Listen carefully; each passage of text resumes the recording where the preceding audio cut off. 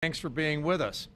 What I'd like to do now is I'd like to welcome Victoria Toensing.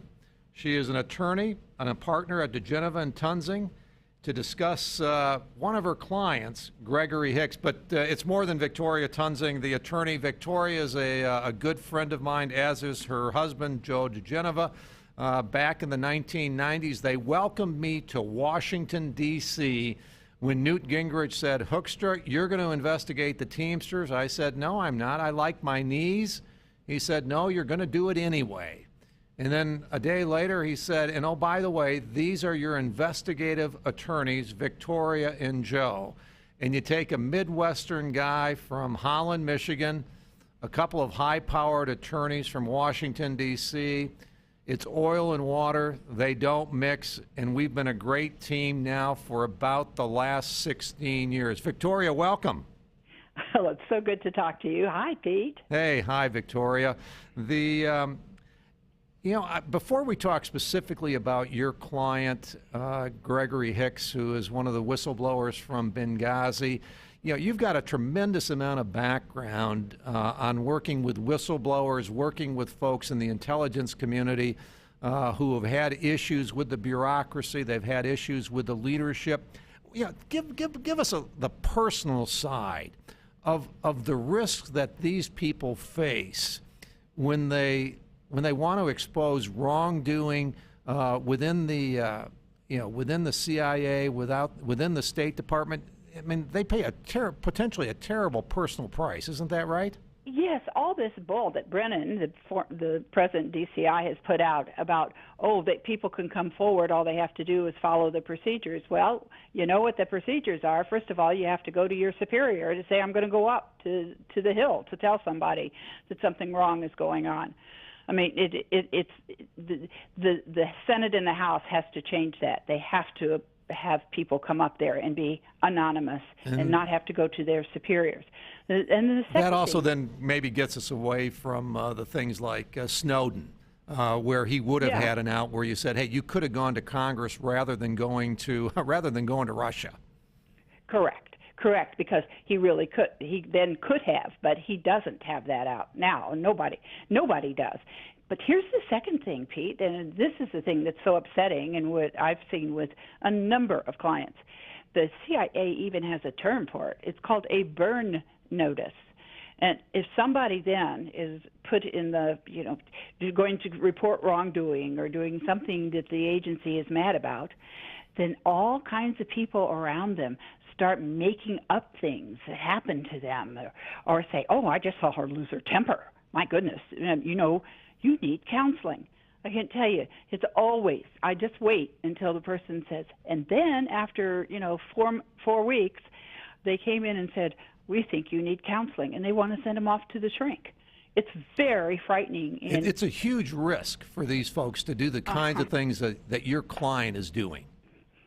It is, and my client has been sitting in a And room. How old is he? I'm not sure how old he is, but he's been with the State Department for 22 years. There was never he always had glowing praises. And even in his 6 weeks in Benghazi, he was highly praised until he criticized Susan Rice for lying on TV about the Benghazi attack was the result, not an attack. And what we know now is that everybody knew that he was telling the truth and that Susan Rice was lying.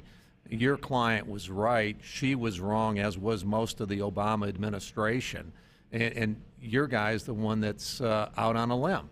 He's been in what I call a cubicle for the last year. I'm hoping to have good news any day now, because some powerful people in the government, in the Congress, have been pursuing that he would get a better position, and I'm hoping that the State Department has finally agreed to that. It's too bad you got to go to Congress to get that kind of help.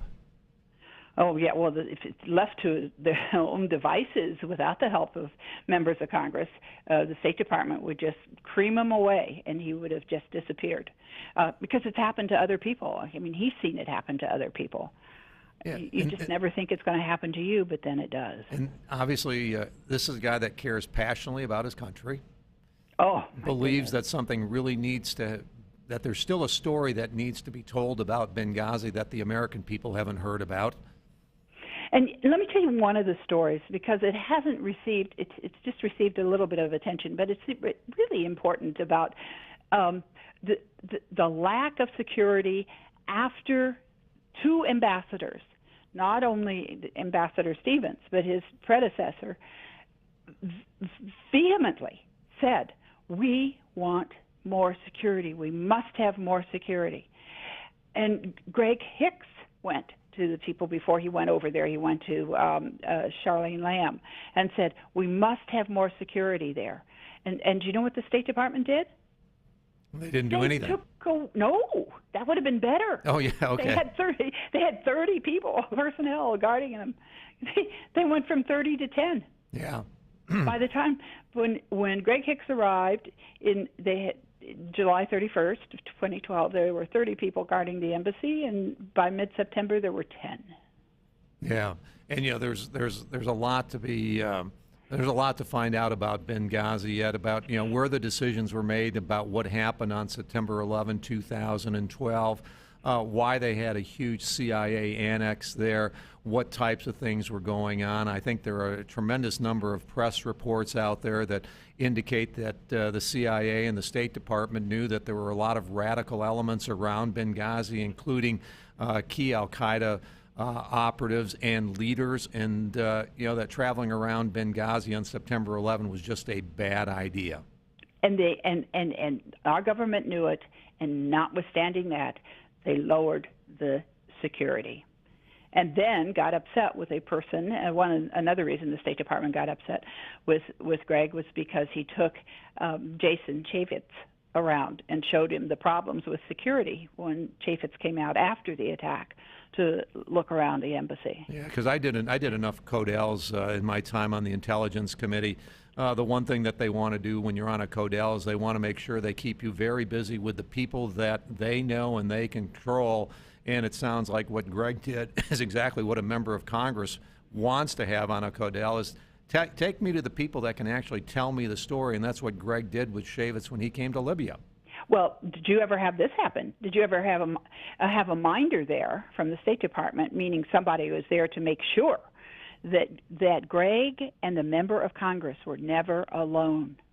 Never alone. The minder stepped in and made sure. The minder was always there to make sure that the State Department didn't miss anything that they would have to follow up on. Well, they wouldn't let Greg meet alone with the member of Congress. Yeah, no, Greg absolutely. He's never had that happen ever in his whole career. Yeah, well, I'm hoping that you get the good news for Greg. I hope that it sends a powerful signal, because I think there's still 29 other people that were in Benghazi that have never been talked to by members of Congress, the committees that are investigating that, or anything else. And you know what, Pete? Some of the people up there on the Hill are going to have to get a little more cojones. The Senate just today confirmed Victoria Nuland. Yep. No, by a voice vote. Yep. No, you're exactly right. Victoria, thanks for being with us. Thanks for all the work that you've done for the whistleblowers in the CIA. They very much appreciate it. Coming up next, we're going to talk a little bit more about Benghazi. We're going to be talking with Congressman Frank Wolf, who's trying to make sure that we get to the bottom of this issue. I'm Pete Hoekstra. I'm filling in for Steve Malzberg on Newsmax TV and radio. More after this. Thank you.